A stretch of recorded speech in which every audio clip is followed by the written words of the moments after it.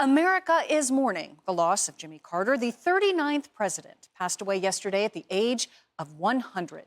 He was the nation's longest living president. A national day of mourning and state funeral are set for January 9th. Both President Joe Biden and President-elect Donald Trump offering moving tributes to Carter. Trump posting, in part, quote, "While I strongly disagreed with him philosophically and politically, I also realized that he truly loved and respected our country and all it stands for. He worked hard to make America a better place, and for that, I give him my highest respect." Meanwhile, Biden addressed the nation from his vacation in the U.S. Virgin Islands. Jimmy Carter stands as a model of what it means to live a life of meaning and purpose, a life of principle, faith, and humility. His life dedicated to others.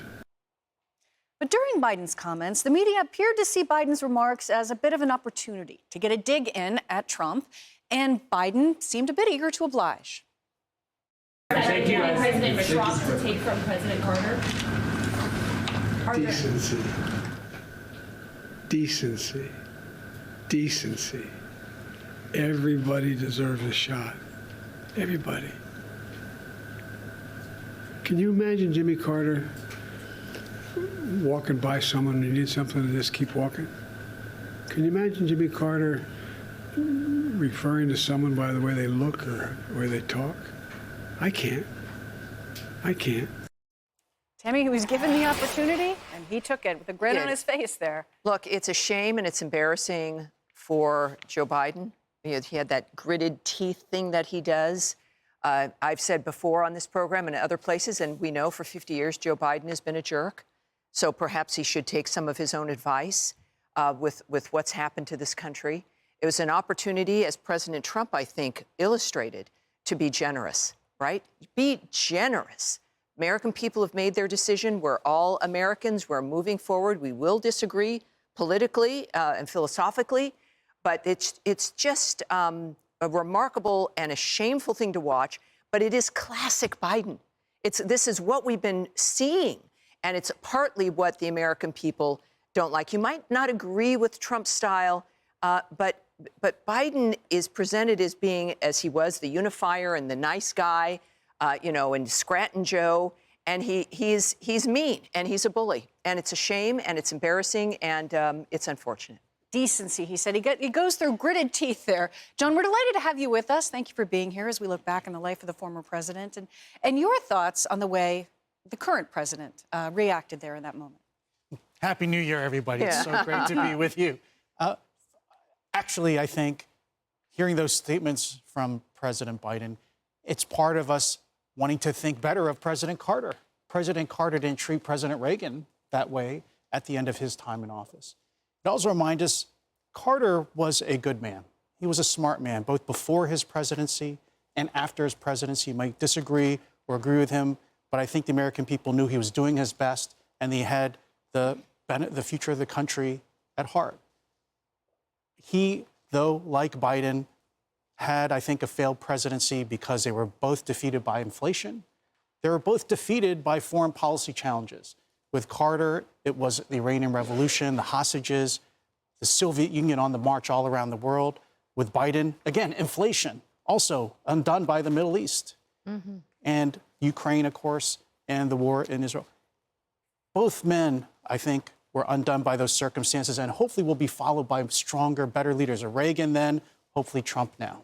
There's so many beautiful tributes coming out, and we just see sometimes you take the bait, I guess, in the moment.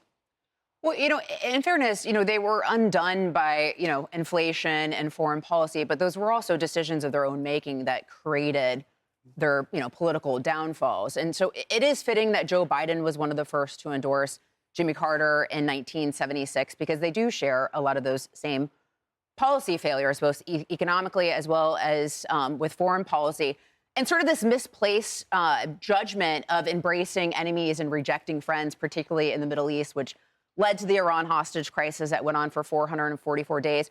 Or for Joe Biden, your policies helped facilitate Iran's involvement with the worst day for Jews since the Holocaust, the most deaths since the Holocaust, with the recent terror attack in October.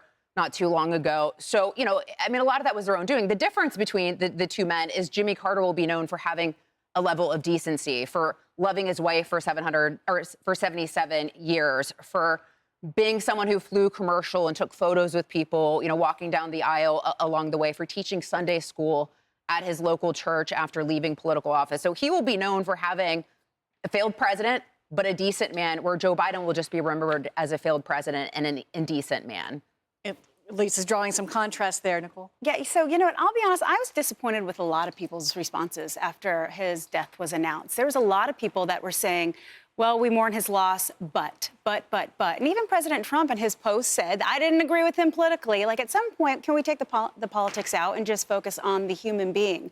As Lisa just alluded to, he was all about faith, family, and the American people. Married to his wife for 77 years, taught local Sunday school at his church. He brought the guinea worm. It was not that everybody knows what that is, but it's a huge public health issue that was global, and he brought the incidence down by 99.9%. He helped lead those efforts.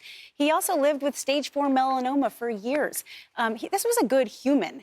And I think people can just focus on that. And we don't have to say, this is good, but President Biden obviously did that. He said it with gritted teeth. It was really upsetting to watch it. And it wasn't his handlers. It wasn't like that was an prompter. That actually is what he said. And, he failed. And I think he's just going to continue to go out looking like a bitter old man. Yeah, but I also just think that's just being honest, right? I mean, absolutely, it's you can be honest, but I don't know if it's not necessary, in my opinion. I think that when someone dies, you can either say something positive about them or say nothing at all. I mean, that's what I teach my children. But, history is complicated and people are complicated. And so I think it's just taking into account the complexity of all that and just being truthful. I mean, I see your point, but I guess I take the point of, let's just be honest. Yeah, well, we can have the conversation about his politics. I mean, these are all excellent points that you talk about. I mean, and we can say a lot of negative things about them. I just think in the moment when you're talking about someone dying, that's not the time to talk about their policies. No doubt, far more than a president, a man of faith, a man of peacekeeping, a man of humanitarian efforts, long remembered for much of what he did post-presidency.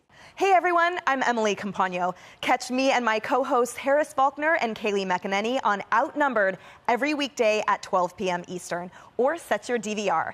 Also, don't forget to subscribe to the Fox News YouTube page for daily highlights.